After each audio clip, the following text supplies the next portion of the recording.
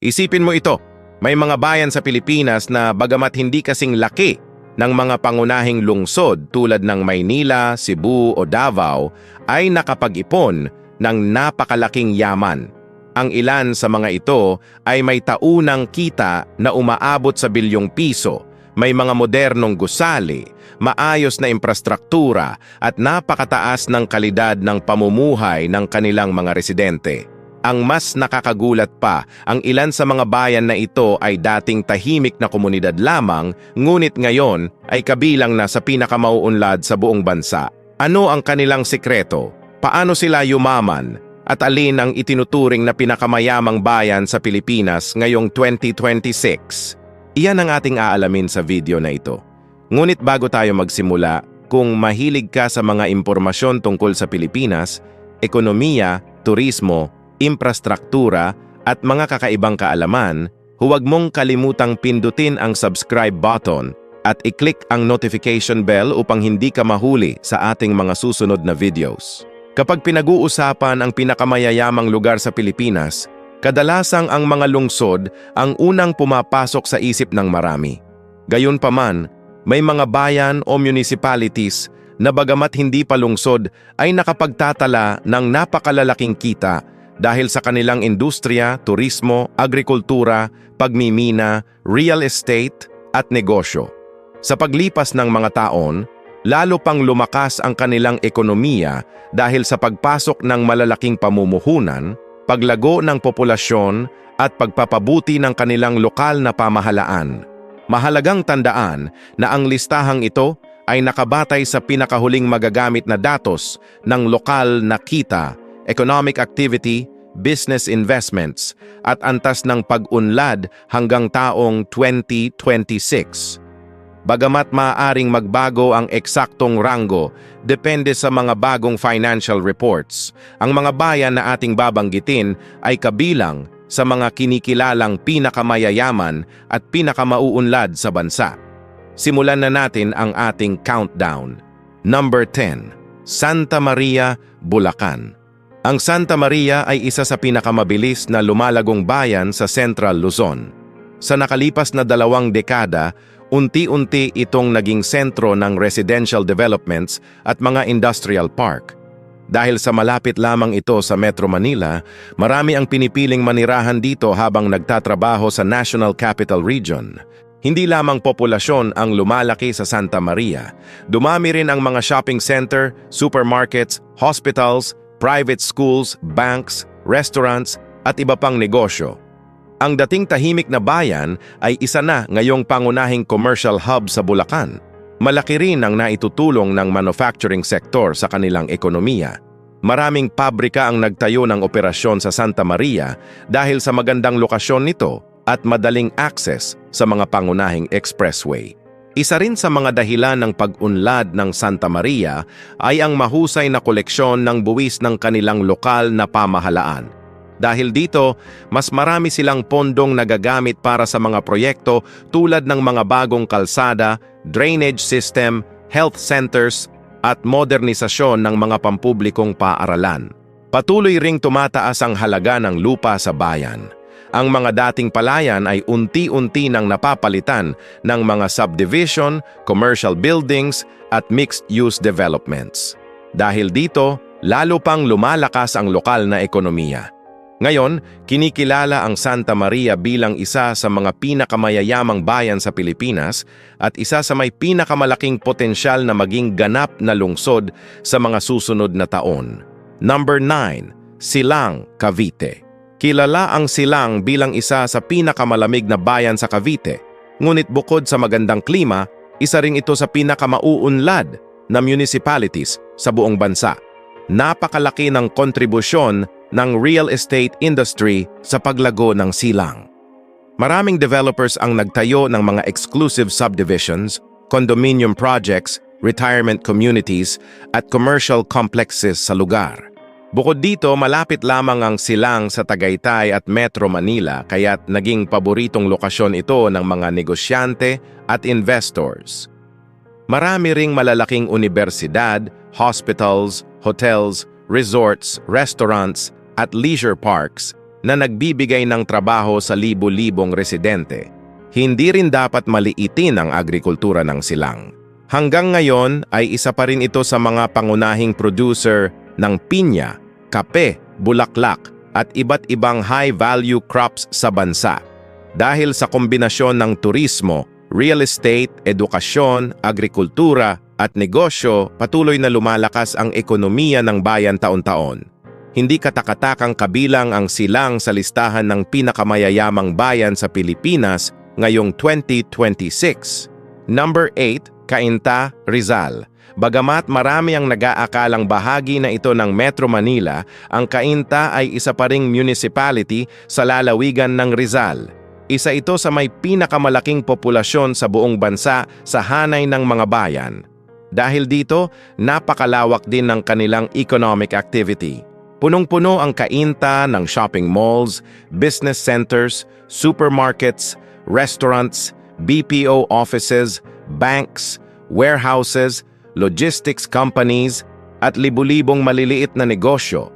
Malaki rin ang kita ng lokal na pamahalaan mula sa business taxes at real property taxes. Isa pang dahilan ng paglago ng Cainta ay ang malawak na road network na nag-uugnay rito sa Pasig, Marikina, Antipolo, Taytay at iba pang bahagi ng Metro Manila.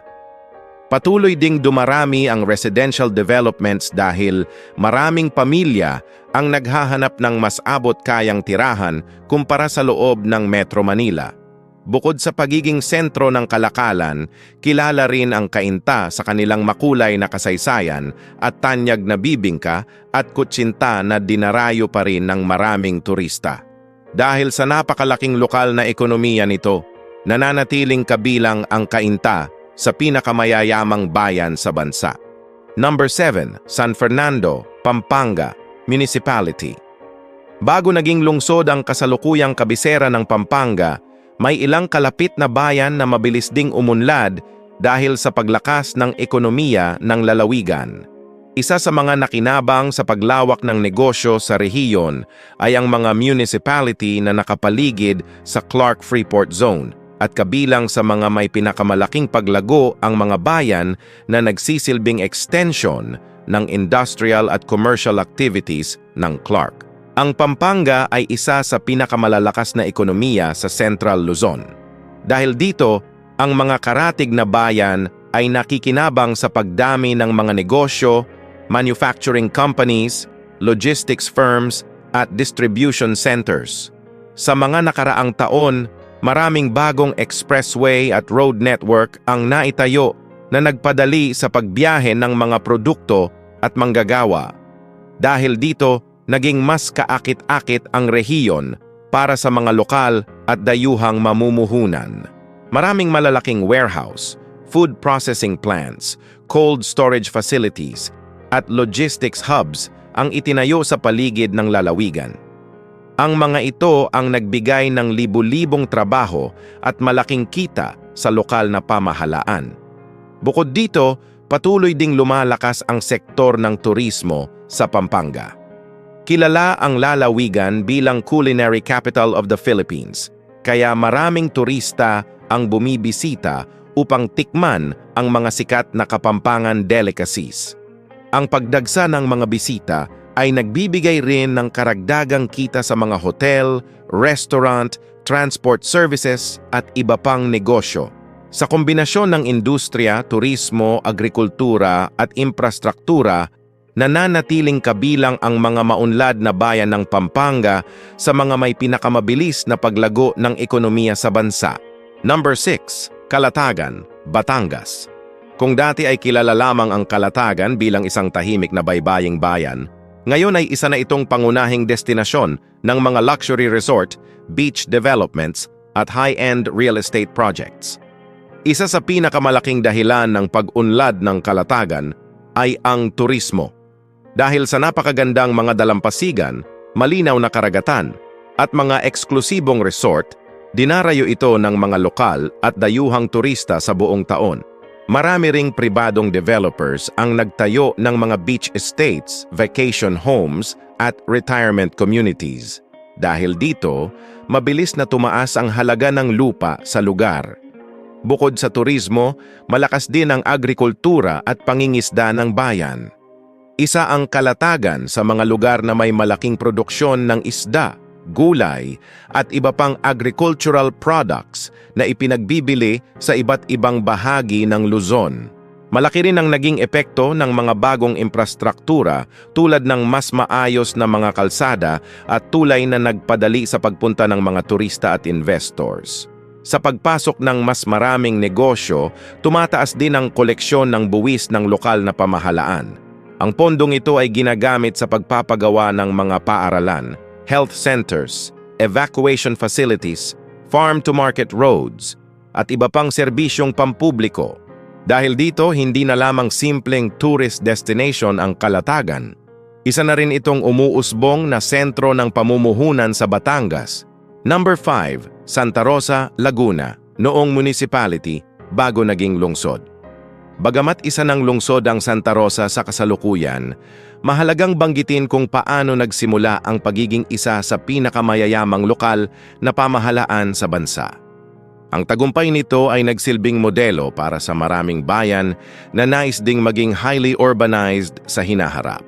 Ang dating agricultural town ay naging isa sa pinakamalalaking industrial centers ng Pilipinas matapos pumasok ang maraming multinational companies. Dito matatagpuan ang ilan sa pinakamalalaking manufacturing plants sa bansa, kabilang ang mga gumagawa ng sasakyan, electronics, semiconductor products, pagkain at iba't ibang export goods. Bukod sa industriya, mabilis ding lumawak ang residential sector. Maraming world-class subdivisions, business parks, technology hubs at commercial centers ang itinayo sa lugar. Isa rin ang Santa Rosa sa mga pangunahing sentro ng edukasyon. Maraming universidad, international schools, at training centers ang matatagpuan dito na umaakit sa mga estudyante mula sa iba't ibang probinsya. Hindi rin mawawala ang malaking ambag ng turismo. Dito matatagpuan ang ilan sa pinakasikat na theme parks at family destinations sa bansa na dinarayo ng milyon-milyong bisita bawat taon. Ang kombinasyon ng manufacturing, turismo, real estate, retail, edukasyon at teknolohiya ang naging susi sa napakabilis nitong pag-unlad. Bagamat lungsod na ito ngayon, maraming eksperto ang gumagamit pa rin sa Santa Rosa bilang halimbawa kung paano maaaring umangat ang isang bayan tungo sa pagiging isa sa pinakamayayamang lokal na pamahalaan sa Pilipinas sa pamamagitan ng maayos na urban planning at matalinong pamumuhunan. Number 4, Limay, Bataan. Kung pag-uusapan ang isang bayan na ang ekonomiya ay nakasandal sa malalaking industriya at pamumuhunan, hindi maaaring mawala ang Limay sa lalawigan ng Bataan. Bagamat hindi ito kasing sikat ng ibang tourist destinations, ang Limay ay isa sa pinakamahalagang industrial municipalities sa buong Pilipinas. Matatagpuan dito ang malalaking oil storage facilities, energy-related industries, manufacturing plants, logistics companies, at iba't ibang heavy industries na nagbibigay ng malaking kontribusyon sa ekonomiya ng bansa. Isa sa pinakamalaking dahilan ng pagyaman ng Limay ay ang estratehikong lokasyon nito sa may Manila Bay. Dahil dito, naging mahalagang lugar ito para sa pagpasok at paglabas ng mga produktong pang-industriya. Ang pagkakaroon ng mga pantalan at malalawak na industrial zones ay nagbigay ng malaking oportunidad sa mga negosyante. Sa mga nakaraang taon, lalo pang dumami ang mga investment projects sa Bataan dahil sa pagpapalawak ng mga expressway at iba pang infrastruktura. Ang mas mabilis na transportasyon ay nagbigay ng kumpiyansa sa maraming kumpanya upang magtayo ng kanilang operasyon sa lugar. Malaki rin ang kita ng lokal na pamahalaan mula sa business taxes, real property taxes at iba pang bayarin mula sa malalaking kumpanya.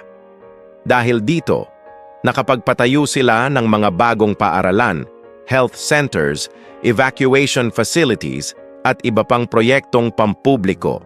Hindi rin nagpahuli ang Limay sa usapin ng environmental management.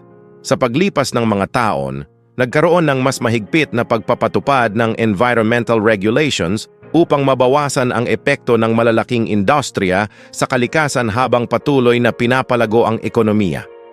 Sa kasalukuyan, nananatiling isa ang Limay sa pinakamayayamang bayan sa Pilipinas dahil sa napakalakas nitong industrial base. Number 3, Mariveles, Bataan. Mula pa rin sa lalawigan ng Bataan, isa pang bayan ang kabilang sa ating top 3, ang Mariveles. Matatagpuan dito ang isa sa pinakamahalagang economic zone sa bansa, ang Freeport Area of Bataan. Dahil sa espesyal na economic incentives na ibinibigay sa mga investor, maraming lokal at dayuhang kumpanya ang nagpasyang magtayo ng kanilang negosyo rito. Makikita sa Mariveles ang iba't ibang manufacturing plants, electronics companies, garments factories, food processing facilities, logistics hubs, at export-oriented industries. Libu-libong manggagawa ang nagtatrabaho sa mga kumpanyang ito na nagreresulta sa mataas na antas ng economic activity.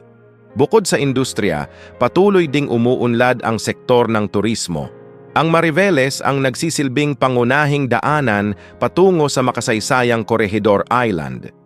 Dahil dito, may tuloy-tuloy na pagdating ng mga turista na nais tuklasin ang kasaysayan ng ikalawang digmaang pandaigdig. Mayroon ding mga beach resort, hiking destinations, waterfalls, at ecotourism sites na lalong nagpapalakas sa lokal na turismo. Isa rin sa mga kalamangan ng Mariveles ang pagkakaroon nito ng malawak na lupain na maaaring gamitin para sa mga bagong industrial at commercial developments. Dahil dito, patuloy pa ring dumarami ang mga kumpanyang pumapasok sa lugar. Ang lokal na pamahalaan ay aktibo rin sa pagpapabuti ng infrastruktura, kabilang ang pagpapalawak ng mga kalsada, pagpapaganda ng mga pampublikong pasilidad, at pagsuporta sa digital connectivity upang makahikayat pa ng mas maraming negosyo. Sa kabuuan, ang Mariveles ay isa sa pinakamalinaw na halimbawa kung paano maaaring umangat ang isang bayan sa pamamagitan ng kombinasyon ng industriya, logistics, turismo, at matalinong pamamahala. Number 2, Carmona, Cavite. Kung may isang bayan na matagal nang kinikilala bilang isa sa pinakamayaman at pinakamauunlad sa bansa, bago pa man ito maging lungsod, iyon ay ang Carmona. Sa loob ng maraming taon, ang Carmona ay naging tahanan ng napakaraming industrial parks na kinaroroonan ng mga lokal at multinational companies. Dito matatagpuan ang mga kumpanyang gumagawa ng electronics, automotive parts, pagkain, medical equipment, packaging materials, at iba pang produktong iniluluwas sa iba't ibang bansa. Dahil sa malapit lamang ito sa Metro Manila at sa mga pangunahing expressway tulad ng South Luzon Expressway at CALAX, naging napakadaling maghatid ng mga produkto papunta sa mga pantalan at paliparan. Bukod sa industriya, mabilis ding lumawak ang residential at commercial developments.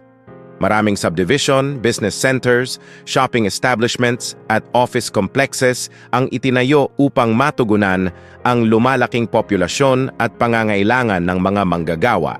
Malaki rin ang naging papel ng mga educational institutions at training centers sa paghahanda ng mga skilled workers na kinakailangan ng mga kumpanya sa lugar. Isa pang dahilan ng mataas na kita ng Carmona ay ang mahusay nitong sistema ng pangongolekta ng buwis.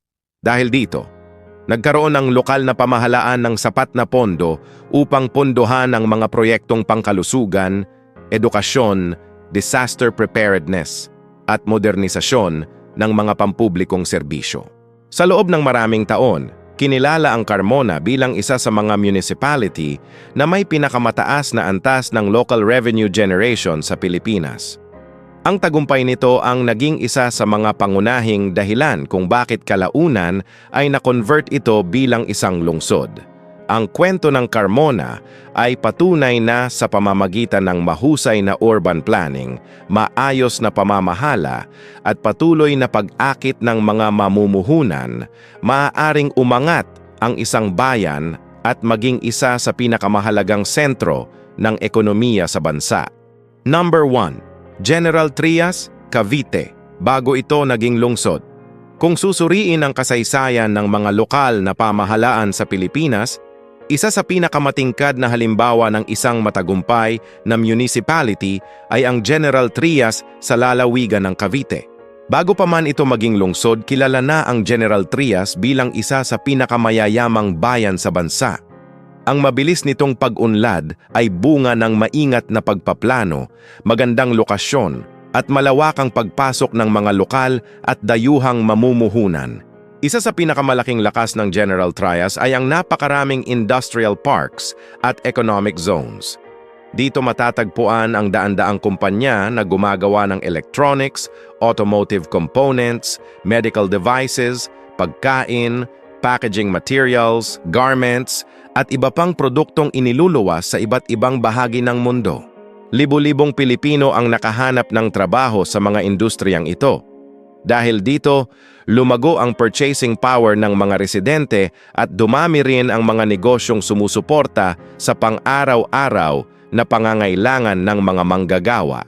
Malaki rin ang naging papel ng lokasyon ng General Trias. Malapit ito sa Metro Manila, Ninoy Aquino International Airport, Manila International Container Port, at sa mga pangunahing expressway tulad ng Cavitex, Calax, at Manila-Cavite Expressway. Ang mabilis na koneksyon sa mga sentro ng kalakalan ang naging dahilan kung bakit maraming kumpanya ang pumili rito bilang kanilang manufacturing at distribution hub. Hindi lamang industriya ang nagpataas ng kita ng General Trias. Mabilis ding lumawak ang sektor ng real estate. Maraming subdivision, mixed-use developments, shopping malls, commercial centers, hospitals at educational institutions ang itinayo upang matugunan ang lumalaking populasyon.